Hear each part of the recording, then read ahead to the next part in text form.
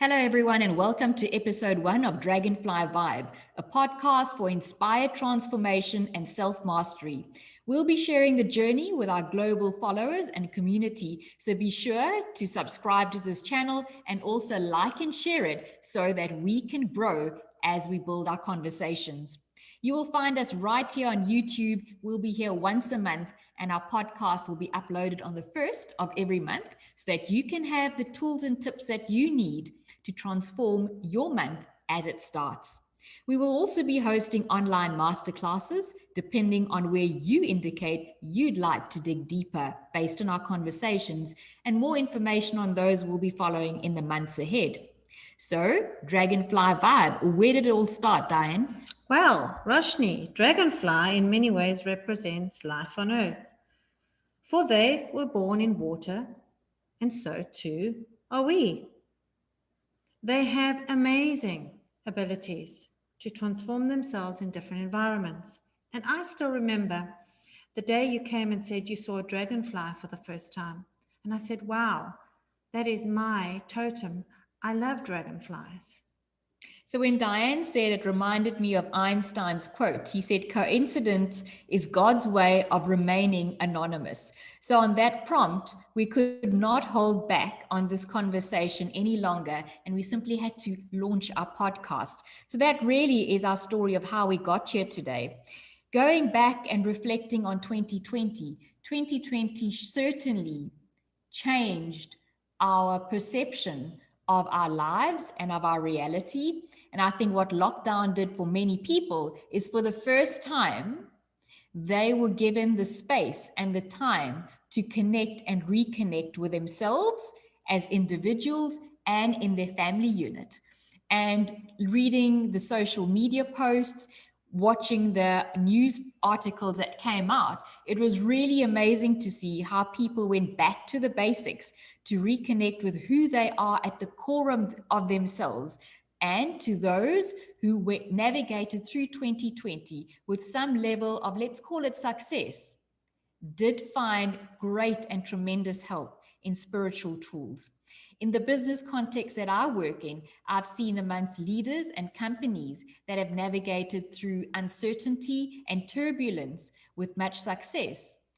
In those instances, it was the leaders who had to sometimes dig deep and find the level of resilience and self-mastery within to really take the people that they were responsible for into this journey of unknown in a safe and secure way. So Diane, tell us about the dragonfly. What does that symbolize for you in a spiritual perspective?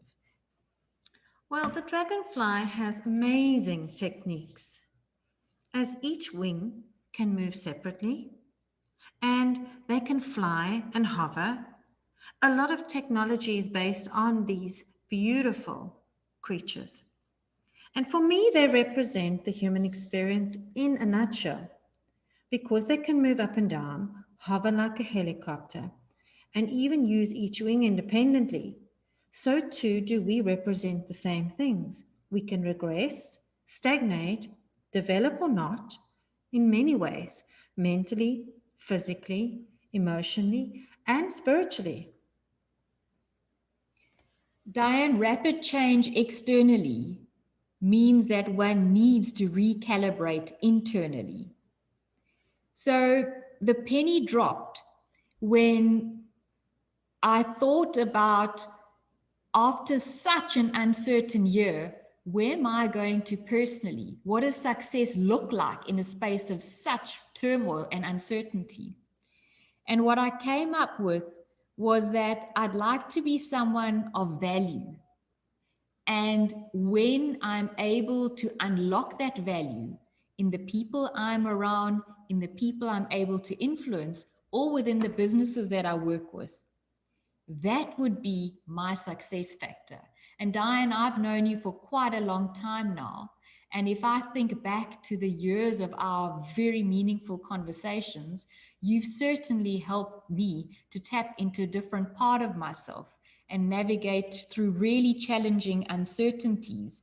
That's made me recognize that there is a subtleness and a really spiritual aspect to this principle of value. I couldn't find the answers in the books I was reading and the various courses and academic studies that I've done.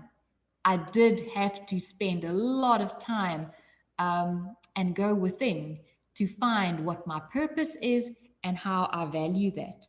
So, Diane, if that was my journey, what advice do you have for people who recently have perhaps discovered the need for something different to steer their path, or who have been on this path for quite a while and now are just needing to stay on track because things have become that much more uncertain? Well, because we've chosen the topic or the platform of vibration or DragonFly Vibe, the word vibration for me symbolizes and interprets from a broad perspective that we are vibrational beings and we live in a vibrational matrix. We experience things through this vibrational matrix, these fields of energy, whether we are conscious of it, whether we are aware of it or not. These fields vibrate at different frequencies. Not everything can be seen by the human eye or heard by the human ear, but it can be felt and seen by the inner you, this inner aspect, which most people are just starting to become aware of, this internal aspect of themselves. This is the inner knowing. This is the knowing of oneself, the true self. For example, take a ball and you bounce the ball. You see the ball bouncing, but as you speed up the bouncing ball, you eventually stop noticing that the ball is bouncing, but you know the ball is bouncing. That is exactly what I mean. Just because you can't see it, it doesn't mean it isn't there. And so too is this inner world that we are going to start delving into and exploring to shift ourselves from great depths to change this external environment.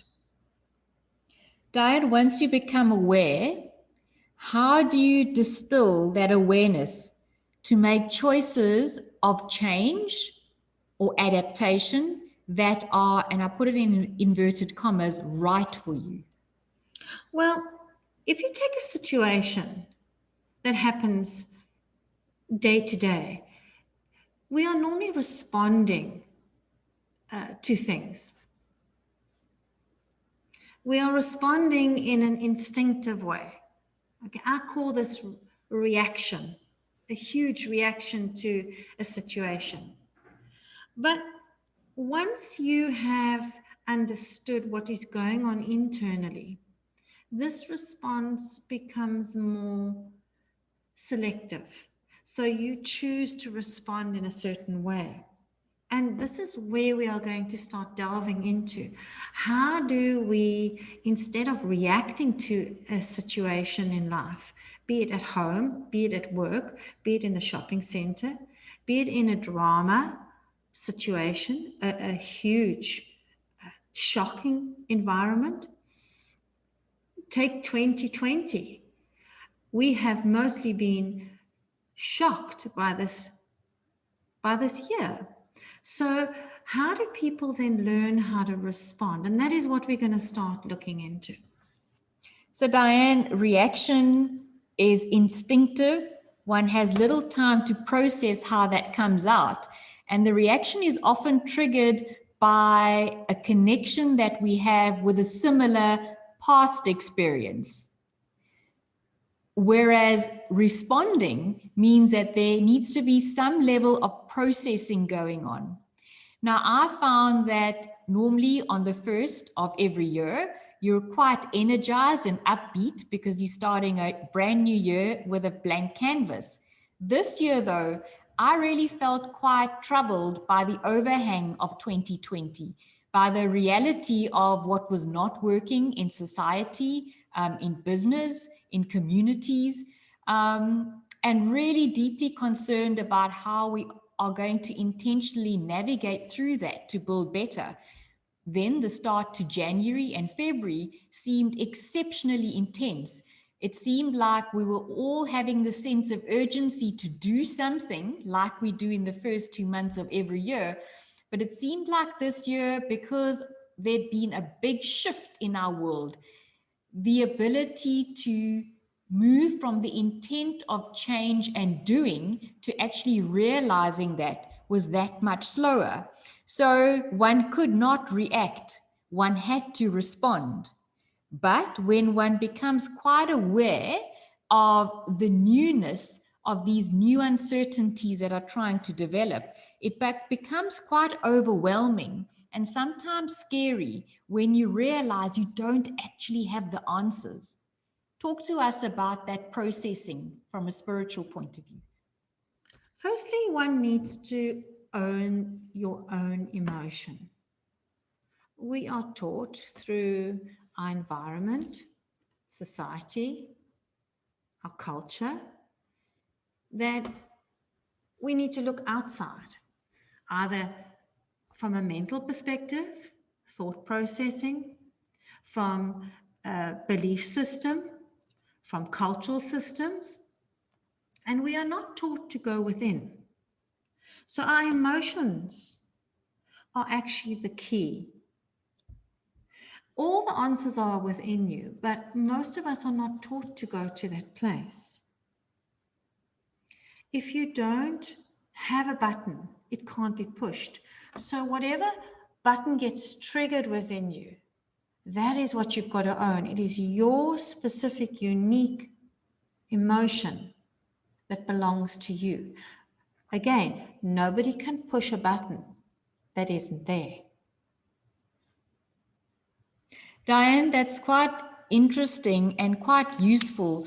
Now, what I found in the work that I do, both in my business life and also in my personal life, what I found that I've been often called to situations where a crisis has hit or some bad news has arrived, and the person or the people in the situation are needing someone who looks at the situation objectively and helps them to navigate through it and come out on the other side.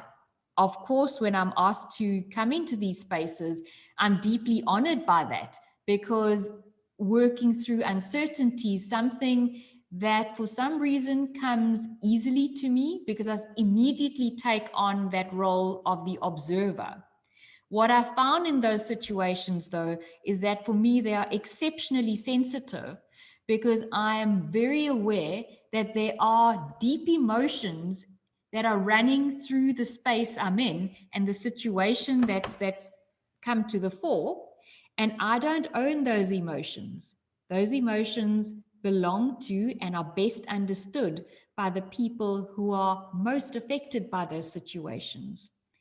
Diane, how well do people understand the language of emotions, and where do we starting to define what our emotions are and really being authentic and honest about how we feel?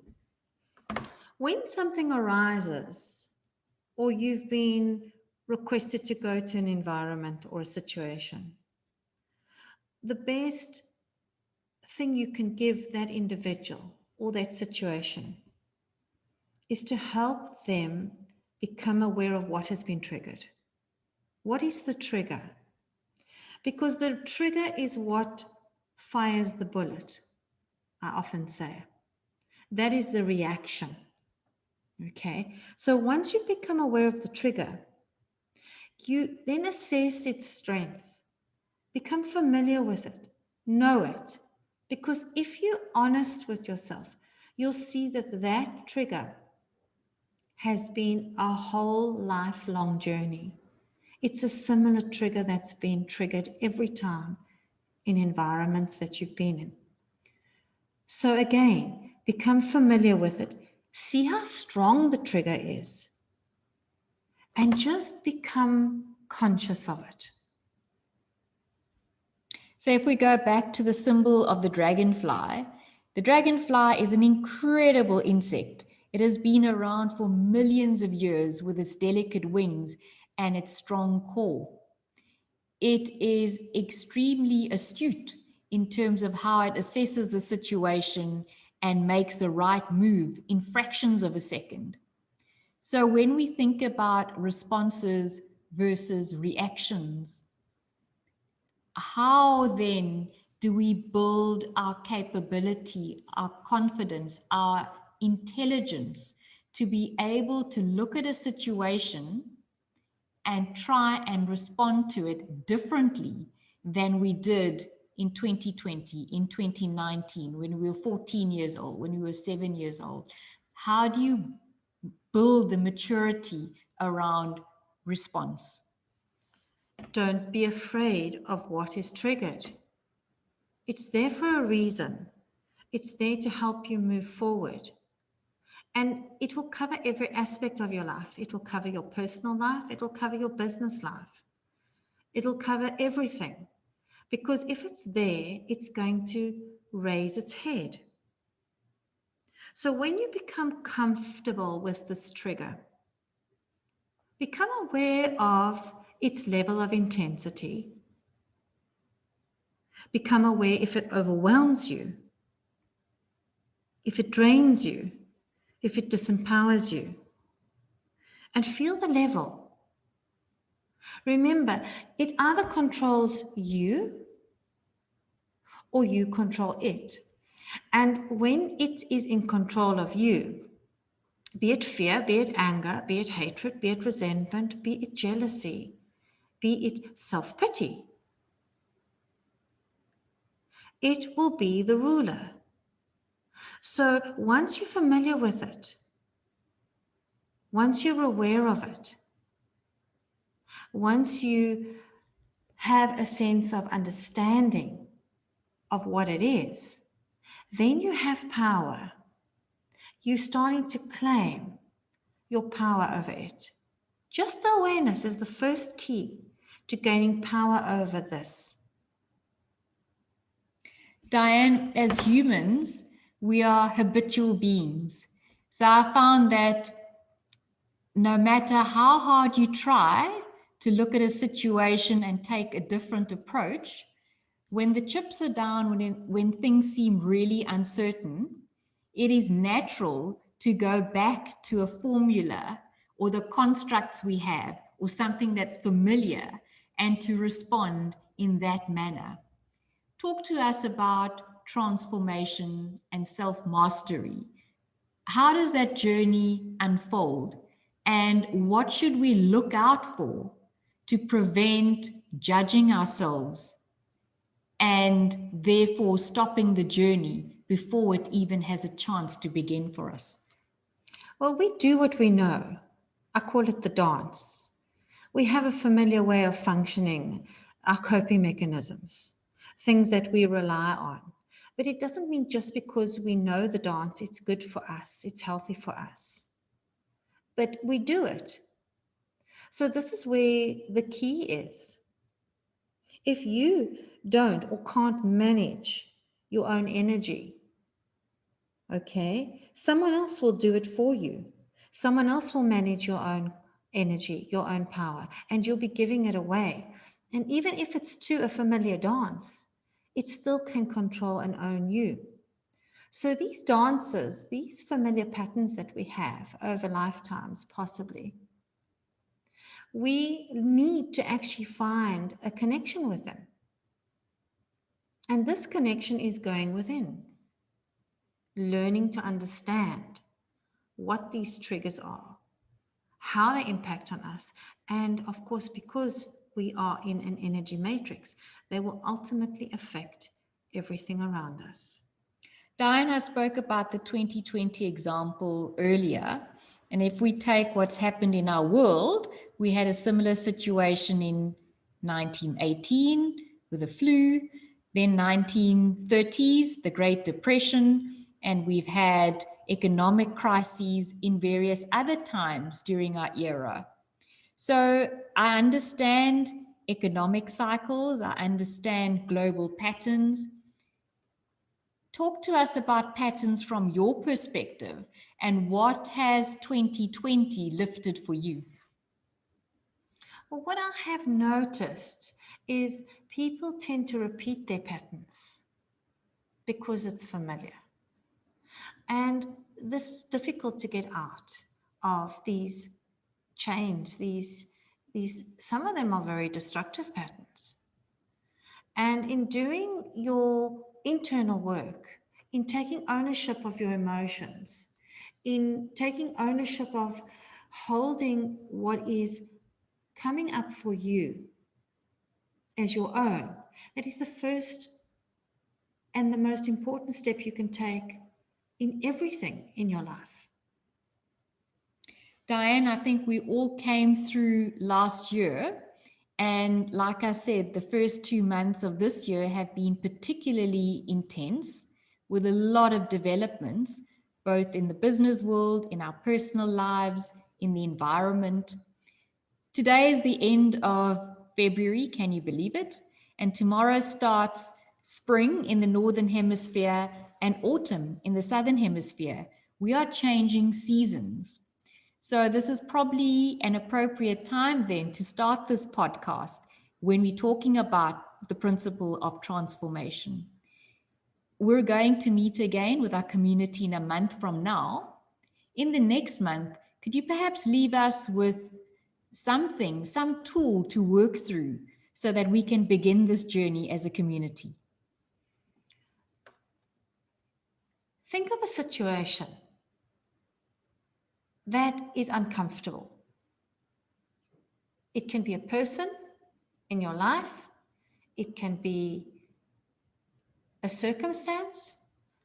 Think of the situation and go within and feel its level of effect it has on you. And what I use is visualization because I find it incredibly powerful. A tool of visualization can bring a sense of clarity. So once you connect with the specific situation that is uncomfortable and causes you discomfort, go within and put a visual perspective to it. Try and see what its impact is on your internal world. For example, you had a car accident and you remember that 3 days ago, and you feel within you this knot in your belly, and you feel it's at a level 6 out of 10. Your stomach is churning, you feel nauseous. You don't want that feeling, but sit with it a little bit. Write down the thought and put an emotion to it. See, does it feel like a bucket of thorns? Does it feel like something is drowning you? Feel its level of power over you. That is the first primary thing we need to do in any situation we're in, because it's that awareness. It's that connection to what this thing, this external thing, is doing within us. And then with that, we will work with how to transform that, how to actually step out of its clutches on us. Thanks, Diane. So the first step to any inner work starts with building the awareness. So what we're suggesting today, and we're going to do this ourselves, because remember, we're on this journey with you, is to, on a daily basis, I suggest start a practice. What works for me is journaling and also movement. And between the two, it's important that you find what works for you. What's going to work for you to become aware of your triggers, of your responses, of your reactions. Note these every single day. Find a time to do this in. And over the next month, maybe start finding the patterns that emerge for you. And if you'd like, and if you're comfortable, you're welcome to share it in the comments on the box below so that we can start seeing your experiences. And perhaps for the next podcast, Diane, we can pick up those comments and start unpacking some of those themes that emerge. That sounds fantastic. But remember, the attitude of shifting lies with you. The first step lies with you. The ownership lies with you. And that is all that is requested or needed. So it's actually quite easy once you make the commitment to yourself. Absolutely. So as you start your new season tomorrow, and as you start the second quarter already of 2021, I hope that that's a tool that you find valuable to unlock your value within, to find your purpose, and to understand how we can navigate through 2021 with a little bit more resilience, and also through this podcast, hopefully provide some support and the community to share our stories. So thank you for joining us today. We, of course, will see you again at the end of March, but in the meantime, keep those comments going. And also, we'd like you to share your experience with us.